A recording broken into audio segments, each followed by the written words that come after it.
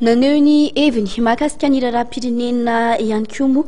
ny pasteur Mayola nandritra ny fotoan-dehibe fiampiarabana tamin'ireo mpombazy no nanehoany izay heviny izay nilazany indrindra fa ny fifidianana filoham-pirenena no tokony atao mialohan'ny fifidianana solombavam-bahoaka.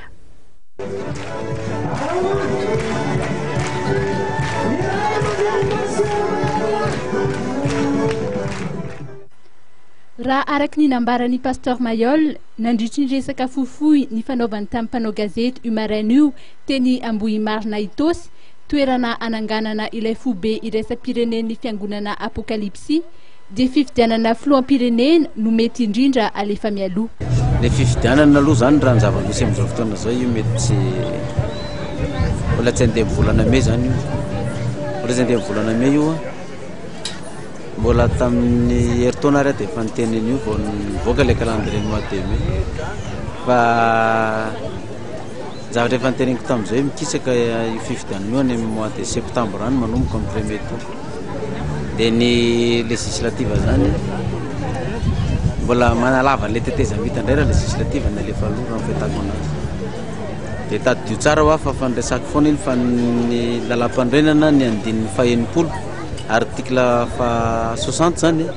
dia milaza tsara fa ny président république dia rehefa avy naka hevitra tamin'ny premier ministre sy ny assemblée dia afaka mandrava ny assemblée nationale ny président république ka raha ohatra zany alefanao aloha le législative dia zay président lany eo raha vao tsy manana majorité izy dia manana fahefana izy andravany io tsy hoe kory hoe mahazo ny roapatelon'ny latsabato amin'ny solombavam-bahoaka fa hoe rehefa avy naka saina naka hevitra tamin'ny premier ministre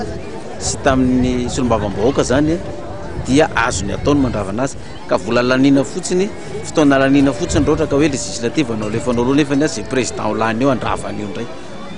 dia tsy hitako izay mbola hoe ny législative anao alefa aloha fa raha maika amitan'ilay tetezamita dia tokony filoham-pirenena tonga dia atao zany. Fotoan-dehibe ho an'ny teo anivon'ny fiangonana Apokalipsy ihany koa ny androandroany satria fotoana iray nonan'ny pasteur Mayola tamin'ireo mpino sy vahoaka marobe ary olo manan-kaja sivily sy miaramila mpombazy ka nanatanterahany fotoam-pivavahana lehibe teny Ambohimarina Itosy ho fifampiarabana sy ho fisaorana an'Andriamanitra no ny fahatratrarana ny taona 2024. Nanatanteraka fotoan-dehibe ny fiangonana Apokalipsy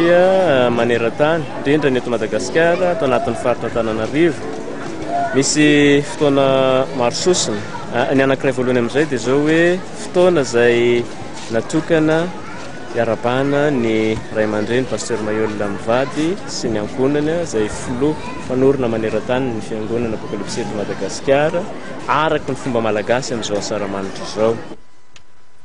Nanamafy hatrany moa ny pasteur Mayola fa ity taona ity dia manatantara ho an'ny vahoaka malagasy sy ny fiangonana Apokalipsy satria dia amin'ity taona 2024 ity no ahatanterahany faminaniana izay nomen'Andriamanitra azy 20 taona lasa izay fa izy no ho lasa filoham-pirenena ho hiatrany ny pasteur Mayola.